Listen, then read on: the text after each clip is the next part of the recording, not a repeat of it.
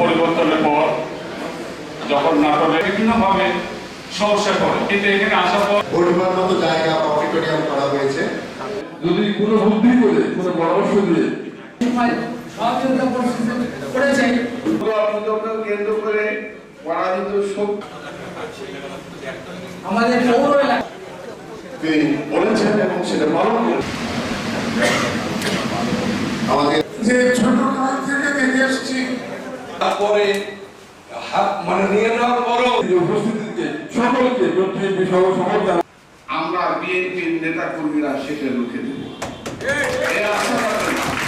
কারণ আমরা বিশ্বাস করি যখনই কোনো আপনাদের পূজা আসে, দুর্গা পূজা বলেন আর সরস্বতী পূজা বলেন, এই পূজা যখনই আসে তখনই কিন্তু এটা প্রমাণটা করার চেষ্টা করতে। আমি আপনাদেরকে এইটুকু বলতে চাই, ষড়যন্ত্র এবং চক্রান্ত রুখতে আমরা বিএনপির নেতা কর্মীরা সংখ্যালঘু সম্প্রদায়ের পাশে আপনাদেরকে আমি আশ্বস্ত করছি। আমাদের নেতা তারেক রহমান সাহেব বলেছেন মানে আপনাদের পাশে থাকার জন্য নির্দেশ, সংখ্যালঘু সম্প্রদায়ের জানমাল রক্ষা করতে বিএনপি। আমি আপনাদেরকে আশ্বস্ত করছি।